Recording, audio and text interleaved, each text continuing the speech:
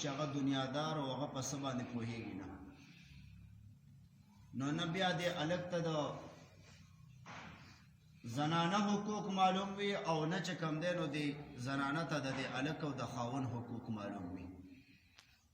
وجه دا ده چې مونږ چونکې علماو خوا ته نه راځو، هر شرعي مسله او هر دنیاوي مسله که دا مونږ علماء کرامو ته راوړو او دې علماو سره کېناستو چې استاد جي زه خو دې بچي ته دا واده کومه په کومه طریقې ورته وکړم، او بیا د خپل بچی راولم او د جومات د عالم سره او مولانا صاحب سره کېنوم چې دا هلک مې راوسته دی د واده د ښځې د حقوقو نه خبر که چې د ښځې حقوق څه دي، څه حقونه دي د ښځې، او دغه زنانه دې ته هم چې کوم دی نو کور کې نن خو الحمدلله په هر ځای کې مدارس د بناتو هم دي، او دغه مسائل مونږ هغوی ته مخایو چې غواړي د خاوند دا د حقونه دي، نو ښځه د خاوند د حقونو خیال ساتي او خاوند د ښځې د حقونو خیال ساتي، نو کله به هم په کور کې روانې را نشي، کله به هم یو مسله خرابه نشي. خو نن لویه وجه دا ده چې مونږ د دې شیزونو نه ناخبره یو، مونږ د شریعت د اسلام چې مونږ ته څه ښودلي دي د هغې نه ناخبره یو. نو محترمو د هغې وجه دا ده چې مونږ بیا په غلطو باندې سر شو، نو کورونه هم روان شي، بیا حالات هم خراب شي. نو په هغې کې داسې بیان خو ډېر زیات دی، په دې لږ وخت کې هغه بیانېدل چې د خاوند د ښځې حقوق چې څومره دي هغه خو انسان بیا خپلو علماو سره کینی. خو ما یو آیات کریمه لوستی دی په هغې باندې، او یو حدیث مبارک مې د مستدرک حاکم نه د امام حاکم رحم الله د مستدرک نه د 5 نمبر جلد نه یو روایت ذکر کړی دی، په هغې باندې یو څو خبرې کوم. الله جل جلاله فرمایي قرآن مجید کی هن لباس لکم وانتم لباس لهم. علماء وی په دې ترجمه درته کومه، علماء وی که چېرې په دې آیات باندې ښځې او خاوند عمل وکړه نو د دې کور کې به کله جګړه را نه شي، کله به د دې د کور خبره بار ونوځي، حیا به پاتې شي. الله فرمایي هن لباس لکم وانتم لباس لهن. دا زنانه ستاسو د پاره لباس دی او تاسو د دې زنانه د پاره لباس دی. نن دا یو مسله یاد کړئ، دا زنانه ستاسو د پاره لباس دی او تاسو د دې زنانه د پاره لباس دی. علما وی لباس د دو ذریعو باندې راځي. لباس یو د دې د پاره وی چې دې سره پرده راشي، سره شي پرده ور سره راشي، نو دا زنانه د سړی د پاره پرده ده او سړی د زنانه د پاره څه ده هغه پرده ده. او حقیقت دیم داسې چې کم انسان نکاح وشو واده وشو نو د دغه زنانه پرده برقرار شو که نه شو، د دې هلک هغه پرده برقرار شو که نه شو، هغه مکمل برقرار شو، هغه اوس بل خواته نشي تللی. نو علما وایي چې الله فرمایي چې هن لباس لکم وانتم لباس لهن. نو لباس یو د پردې د پر استعمالیږي، نو دا زنانه دا د سړی د پر پرده ده، زنانه ته اول وی هن لباس لکم، ستاسو د پر صدا پرده ده دا زنانه، وانتم لباس لهن او تاسو د دې د پر سي پردې لباسي. نو لباس د پردې د پر دی. اوس دغه ښځه به د خپل خاوند خبرې بار نه کوي،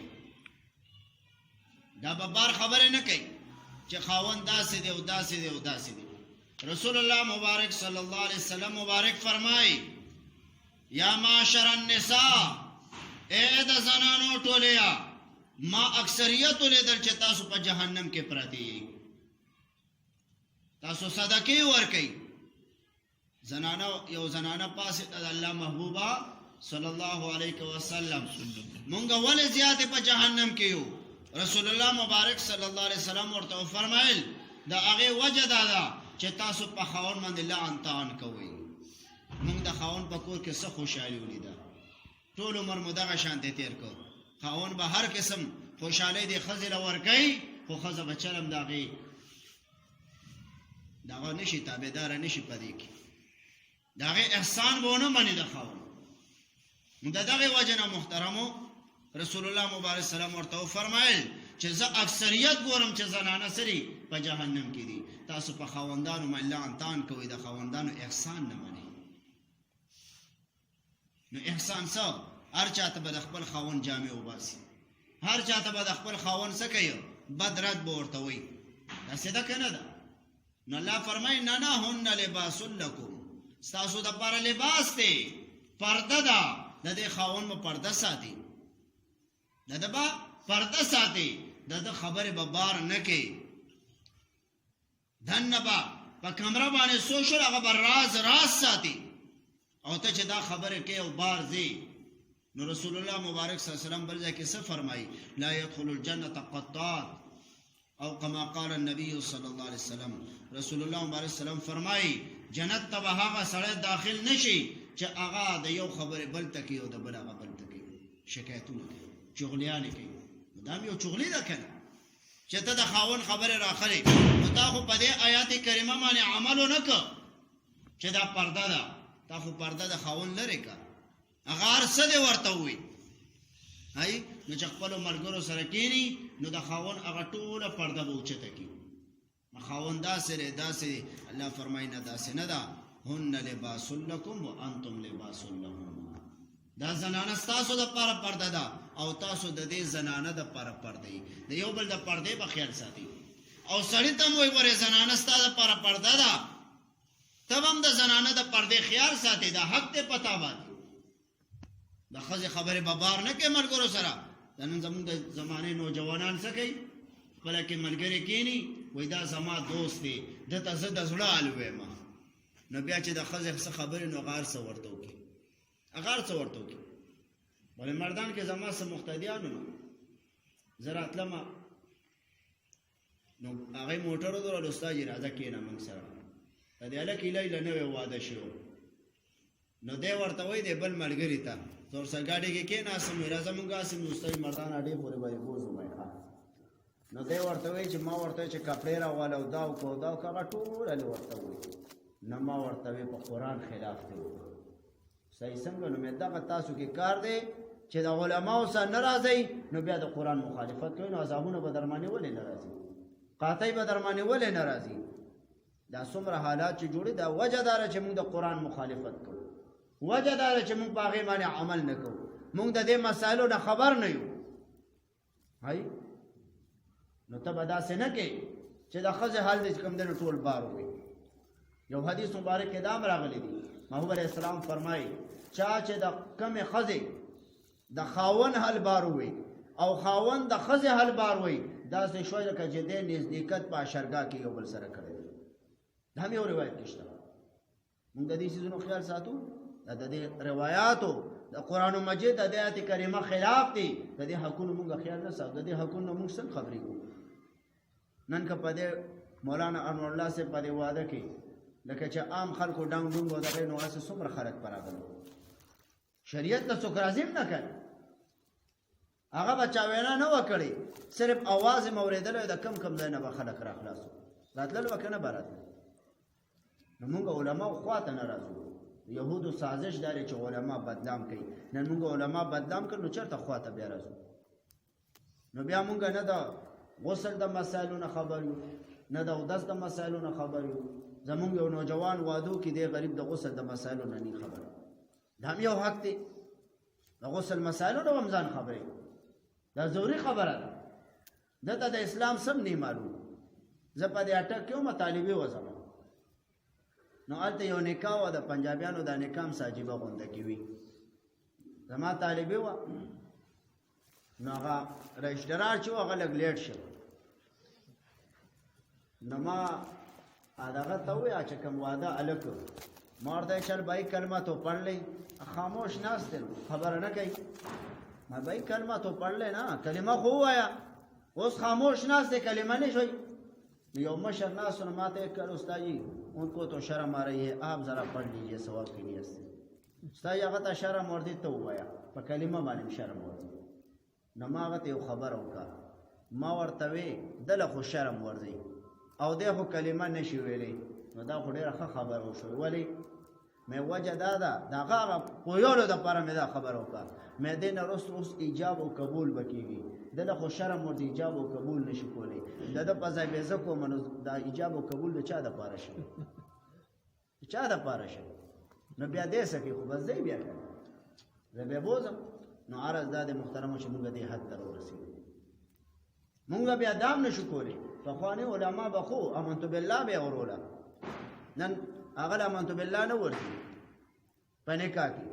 نن زمونږ دې حد ته ولې علماو خوا ته نه راځو، مونږ د دې مسایلو نه خبر نه یو. نو هن لباس لکم وانتم لباس لهن، تاسو د دې دپاره پرده یي او دوی ستاسو دپاره پرده ده. نو د یو بل د پردې به خیال ساتي، ښځه به د خاوند خبرې بار نه کوي او خاوند به د ښځې خبرې بار نه کوي، دا به پرده کې ساتي. الله تبارک و تعالی چې د نیکو زنانو صفات قرآن مجید کې بیانوي که نه، نو الله فرمایي فالصالحات قانتات حافظات للغیب، دا به صالحې وي، حفاظت کوونکې به وي د خپل ځان، ولې دا د خاوند امانت دی که نه، د هغې به پرده ساتي، خیال به ساتي، نیکانې به وي. او که څه د خاوند د طرف نه څه ظلم راغی یا څه بل څه مسله راله، نو دا به صابران هم وي، صبر کوونکې به هم وي، او دا به بیا حفاظت هم کوي چې خاوند یې نشته، د هغه د مال او د خپل ځان حفاظت هم کوي، د هغه د اولاد حفاظت هم کوي، دا حق دی په دې باندې چې دا به د هغې حفاظت کوي، حفاظت به کوي د هغې بغیر د هغه. نو عرض دا د محترمو چې دا به د هغې د پردې خیال ساتي سړی، او ښځه به د خاوند د پردې خیال ساتي. نو اله به چې کوم دی نو کور جوړ وي. دویم نمبر الله لباس وي، هن لباس لکم وانتم لباس لهن، دا ښځه د سړي دپاره لباس دی او سړی د ښځې دپاره لباس دی. نو لباس اچولی شي دپاره د زینت او د ښایست. لباس څه دپاره وي؟ زینت دپاره وي، د ښایست دپاره وي. نو دا ښځه د خاوند دپاره ښایست دی او خاوند د ښځې دپاره ښایست دی. د یو بل د ښایست خیال به هم ساتي، چې څنګه سړی غواړي چې زما ښځه دې ښایسته یو ښه ځان دې راته جوړوي، نو دغه شانې زنانه دپاره به سړی هم ځان جوړوي. دا به نه چې دی دې بلکل ببر او سا او څنګه ګرځي. حضرت عمر فاروق رضی الله تعالی عنہ زمانه ده، یو زنانه راله، قربان زه د خپل خاوند نه طلاق غواړم، ماله یې طلاق راکړي.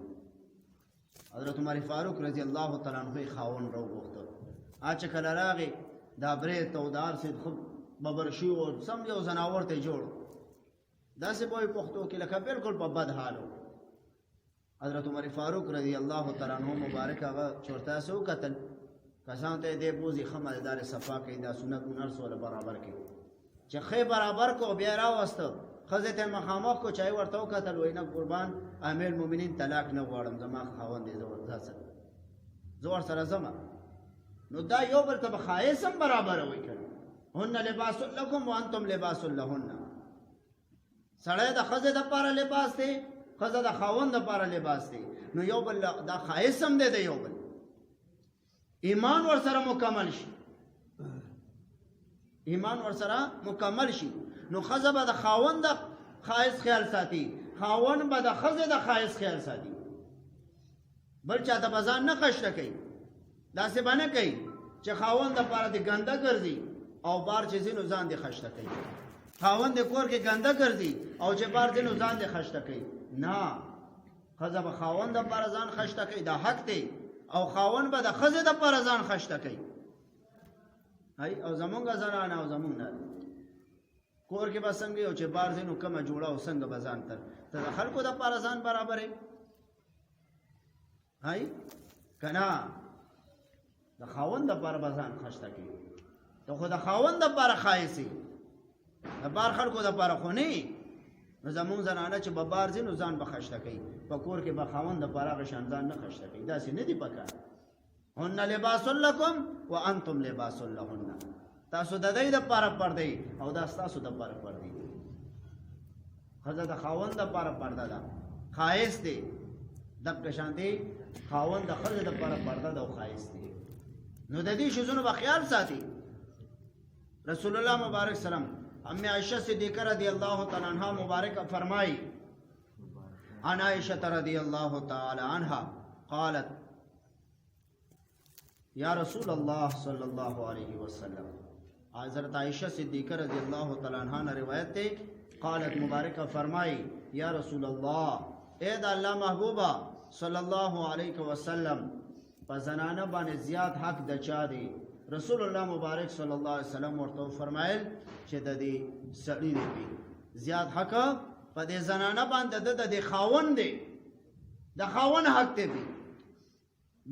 بیا مبارک فرمایي یا رسول الله صلی الله علیه وسلم په دې سړی باندې زیاد حق چا دی رسول الله مبارک سلام ورته فرمایل امه داغه د مور په زیاد حق دی مستدرک حاکم کې امام حاکم رحم الله دا روایت راوړی دی رسول الله صلی الله علیه وسلم فرمایل ورته چې پس خزه باندې زیاد حق چي دی نو دا د سړی دی د خاوند دی او په سړی باندې حق د چا دی زیاد حق هغه د مور دی د به د مور د حق خیال ساتي زیاد او خزه به د خاوند غوړي زیاد حق ساتي او بیا امام مستدرک امام حاکم وای هاذا حدیث صحیح الاسناد دا حدیث چې دی کنه دا په صحیح اسناد سره راغلی دی امام حاکم په پنځم جلد کې دا روایت راوړی مستدرک حاکم کی نو دا خزه به د خاوند دون خیال ساتي الرجال قوامون علی النساء دا سړی چې کم دي دا قوائم دي دا چې کم دي نو سرداران دي د خزو خیال بساتي بل حدیث مبارک کې راځي رسول الله مبارک سلام فرمایي امام طبرانی پس سعیر کې طبرانی سعیر کې دا روایت راوړی رسول الله مبارک صلی الله علیه وسلم فرمایي چې دا زنانا دا د کڼې پختۍ نه پیدا دي ګوره شریعت د دواړو خیال ساتلی دی دا د کڼې پختۍ نه پیدا دي دې سره به ګزاره کوئ غورئ پختۍ کږه ده او دا چې تاسو نړوئ نو پختۍ ماتېږي بیا به مو کور خراب شي رسول الله باندې صحابو ته هم وایي تاسو به د ښځو هم غوره خیال ساتئ ځکه چې دا تاسو نیغوئ نو بیا به ماته شي دا نیغېږي نه بیا نو سړی به د ښځې د حقوقو خیال ساتي خزه به د سړی د حقوقو خیال ساتي نو ما تاسو ته مخکې محترمو دا به مونږ څنګه پیژنو او په دې لږ وخت کې که دا ټول بیانو نو دا خو ټوله شپه او په تېره شوه خو ډېر حقوق دي د ښځې او د خاوند خو دا مونږ د خپلو علماو سره کینو د خپلو امامانو سره کینو استاد جي دا مسایل مونږ ته وښایه په دې باندې مونږ پوه کا ښځې د خاوند خیالونه ساتو او خاوند د ښځې خیالونه ساتو دا به د یو بل خیال ساتلی شي په دې کې نان نفقه ده په دې کې نور څیزونه دي دا یو خبره خو نه ده نو چونکې مونږ د دې خبرو ناواقفه ځکه یو ځکه په دې خبرو باندې پوهه نه یو چې چونکې دې محافلو کې داسې پروګرامونه مونږ جوړو نه چې کوم د نکاح وي د نکاح پروګرامونه مونږ کله داسې جوړ کړ څنګه چې نن زین العابدین قاضي زین العابدین مدني صاحب د کوم څه پروګرام جوړ کړ پکې او داسې مونږ جوړولې هر چا نو هر عالم براتلو او هغه به چې کوم دی نو په نکاح باندې لږ لږ بیان هم کولی چې یو حق هم بیانو لکه په دې لږ وخت کې مونږ څونه څه بیان هاي او داسې بیانې دی نو مونږ به زده کړو که نه ښځو به مې زده کړو سړو به مې زده کړو نو د هغې د وجې نه به مونږ د یو بل خیال ساتلو د حق خیال به مو ساتلو نو محترم عرض دا دی چې مونږ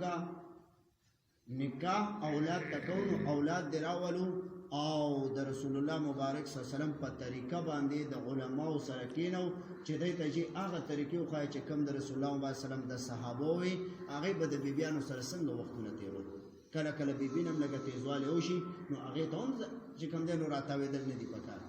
جنګ کول نه دي پکار شیطانان نه د دې کیسونه دي په دې کې یو شیطان دی هغه ته داسم وایي هغه شیطان ته داسم ورته وایي د دې شیطان کار څه دی دا به اکثر تاسو د مشران نسې تاسو هم دا کار چېرته شوي ښه کله چې سړی کور ته ننوځي که نه نو دغه شیطان د ده په دې سترګو کې کښېني دا داسم نو چې کله په سترګو باندې کښېني نو دته د کور دا هر څه الټه الټه بیا ښکاري دا پیالۍ دلته ده او دا دیشکې دلته دی او دا سمسۍ دلته ده او دا پلیټ دلته دی او دا دلته دی او دلته دی نو په هغې باندې ښځو ته شروع نو هغې ته وینا نو خیر هغه هم انساني نو هغه هم ورسره بیا خوله واخلي نو بس تر دې پورې چې دا کور یې بیا روان شي نو دا کار د چا دی دا د داسم دی نو رسول الله صلی الله علیه وسلم فرمایي چې داسې مسله درته راله نو درې پېرې ووایه چې کور ته ننوځي نو درې پېرې ووایه اعوذ بالله من الداسم اعوذ بالله من الداسم اعوذ بالله من الداسم درې پېرې ووایه شیطان به وتښتي تا به مسله سهل شي بیا به درته داسې نه راځي دا مسله اکثر بعضې ملګرو ته به راغلي هم وي داسې کور ته ننوځي هغه هر څه ورته ګډ وډ ښکاري بدله غوسه ورشي دا هغه داسم دی شیطان دی او د شیطان لوی کار دا دی چې ښځه خاوند د یو بل نه جدا کړي علامه ابن جوزی په تبلیس ابلیس کې یو روایت راوړي په نورو کتابونو په حوالو سره وایي دا شیطان چې دی که نه جان د ده نوم دی د ټول نه لوی شیطان چې دی جان نوم دی دا شیطان د سمندر باندې یو تخت پروت دی په هغې باندې ناست وي دی د شپې شیطانانو هم ډبډې لګوي هغه ځي او د ورځې هغه راشي بیا د ورځې هغه ډبډې ولګوي هغې لاړ شي شپې هغه راځي وایي په دې کې یو شیطان راشي روایت کې راځي په یو روایت کې راځي وایي دا په خپل باندې ګوډم دی دا یو شیطان راځي او دی ورته خپله کارګزاري اوري دی جان ته یو ورته یې ما نن دا وکړل بل ورته یې دا مې وکړل دا مې وکړل دا تا هم ښه کړي احسان تا هم ښه کړي تا هم ښه کړي خو چې کله دغه شیطان ارامي راشي نو ورته وایي ښه تاسې کړي ما خو هېڅ نه دي کړي وایي نه څه به دې کړي وایي هېڅ مې نه دي کړي وایي نه څه دې وکړل وایي صرف دومره مې کړي چې یو کور ته لاړم هلته ښځه خاوند په مینه محبت کې ناست و خبرې د یو بل سره کولې وایي ما نه هغه برداشت نه شوه ما د یو په زړه کې وسوسې پیدا کړي د بل په زړه کې مې پیدا کړي یو بل سره هغوی ګرم شول او روان شول او تر دې پورې چې خاوند ولګېدو ښځې وواله ښځې ورته خیرې شروع کړي ان تر دې پورې چې دا خاوند ولګېدو ښځې له طلاق ورکړ دا مې کړی دی نو او ورته اصل کار تا کړی دی د نورو د اصل نه دی کړی څوک یې د مونځ نه منې کړی څوک د روژې نه څوک د یو څه نه څوک د بل څه نه خو اصل کار چې کړی هغه تا کړی دی چې ښځه خاوند د یو بل نه جدا کړي روایت کې راځي وایي دی ځان سره په تخت باندې کښېنئ او بیا آواز وکړي چې بای ماله مو کوم تحایف راوړي دي نو هغه ټول راوړي دا شیطانان ټول ورته هغه تحایف راوړي تحفې ورته راوړي دا ټولې ده ته ورکړي دي دغه شیطان ته وایي اصل کار تا کړی نو ښځه خاوند جدا کول د یو بل نه ښځه خاوند یو بل سره هغه چې کوم دی نو دا کول دا کار د چا دی دا د شیطان کار دی دا کار شیطان کوي یعنی چې کوم دی نو ښځه خاوند د یو بل نه جدا کوي نو محترم عارض مې دا دی چې مونږه داسې محافل کله داسې جوړو نو دې کې برکت وي مونږ د داسې مسایلو نه خبر شو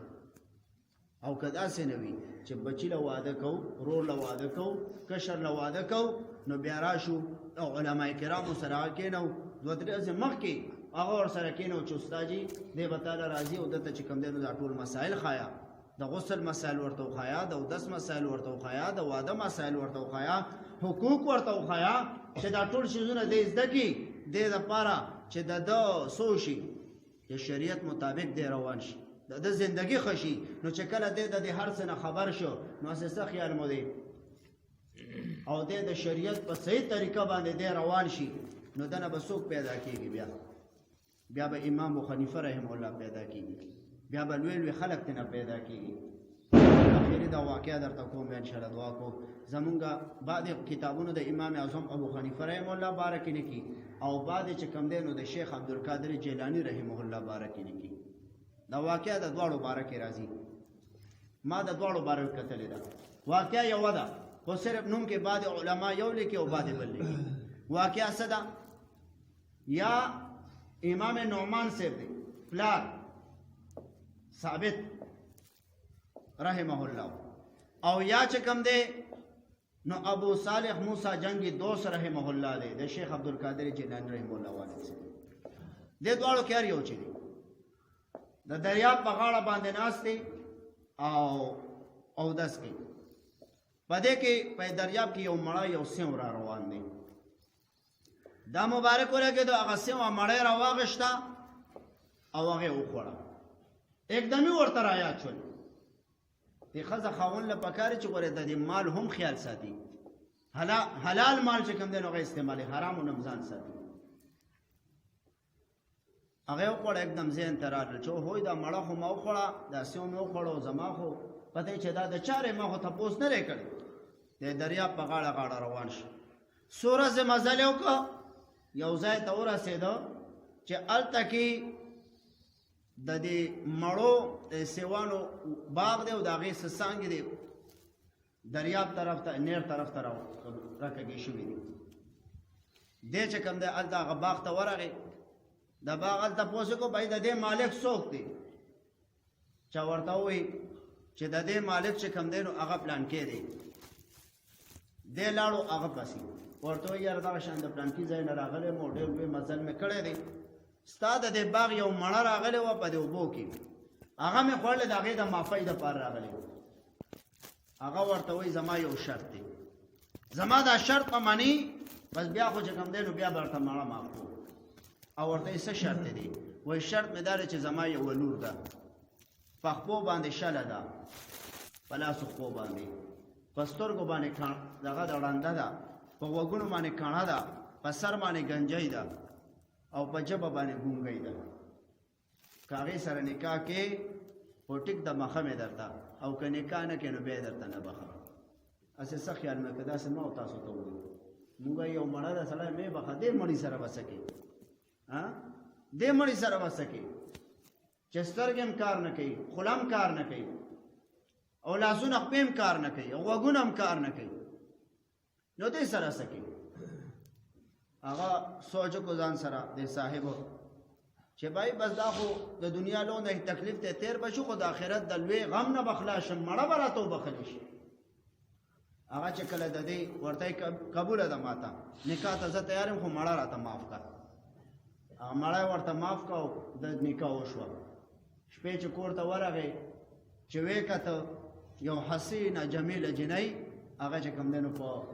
پالنګ باندې ناسته ده ده چې کله څنګه داسې وکتل نو واپس راشي ګوره بیا هم پکې څومره لویه تقوا ده څومره لوی سړی دی واپس شو چې کله واپس شو سار لاړو سخر ته وایي چې تا خو ما سره دوکه کړې وه تا خو ما ته وایي چې په سترګو باندې ړنده ده په غوږونو باندې کڼه ده په ژبه باندې ګونګۍ ده په سر باندې گنجۍ ده لاسو خپو نه شله ده خو داسې نه ده او خو بلکل برابر در سمان دي او خو ډېره ښایسته جنۍ وه زه خو بس واپس رالم او ورته یې ځوانه پوه نه شو ما چې درته ویلې چې په سترګو باندې ړنده په دې معنا چې د مور پلار او د وروڼو خویندو نه ما سیوا چې چا سره نکاح کېږي هغې نه دي لیدلي هغې نه دي لیدلي ما په دې معنا تا ته ویلې چې دا په سترګو باندې ړنده ده غوږونو باندې کڼه ځکه ده چې د وروڼو خویندو او د مور پلار نه ما سیوا د بل چا خبرې نه دي اورېدلي په ژبه باندې ګونګۍ ځکه ده چې چا سره خبرې نه دي کړې غیر محرم سره په لاسو خپو باندې شله ځکه ده چې د کور نه چېرته وتې نه ده په کور کې لویه شوې ده او په سر ګنجۍ ځکه ده چې د هغې ویښته مام لا نه دي لیدلي نن سبا زموږ کم حال دی د زنانو د هغې ویښته لا مام نه دي لیدل چې زه پلار او ای ځوانه زما لور د احادیثو د قرآن حافظه ده عالمه ده ما د الله نه سوال کړو چې یا الله داسې نیکه لور دې راکړی نیک زوم هم راته راکړي چې ته رالې نو ما پوه شم چې زما سوال الله قبول کړی دی زما سوال الله قبول کړی دی په دې وجه باندې ما تا ته ووایي چې د نکاح او لاړ شه دا ځوان شپې بیا کور ته راځي چې دی یو آیات وایي هغه ورته په هغه معنی باندې دوه آیاتونه وایي چې دی یو روایت د حدیث وایي هغه ورته د هغې نه سیوا وایي او بیا چې کله دغه ځوان او ځوانه یو ځای کېږي یا تنه امام ابو حنیفه رحمه الله پیدا کېږي او یا شیخ عبدالقادر جیلانی رحمه الله ته پیدا کېږي هسې خیال مو راغی د مور پلار د تربیت چې اسلامي وي هغې باندې څومره لویه فایده وي که نه وي نو چې کله موږ د داسې مسایلو نه خبر شو کله علماو سره کینو د حقوقو د دې خیال وساتو انشاءالله العزیز چې زمونږ اولاد به هم الله تبارک وتعالی نیکان پیدا کوي ولې په اولاد باندې د مور او پلار پوره اثر وي هغې باندې پوره اثر کېږي نو الله جل جلاله دې ماته او بیا ټولو ته د عمل کولو توفیق را نصیب کړي الله جل جلاله د دې د خادم مبارک کړي الله تبارک وتعالی د شرور د شر او د فتنو نه زموږ او د ټولو نجات نصیب کړي الله تبارک وتعالی خپله کې اتفاق او اتحاد نصیب کړي وما علینا الا البلاغ واخر دعوانا الحمد لله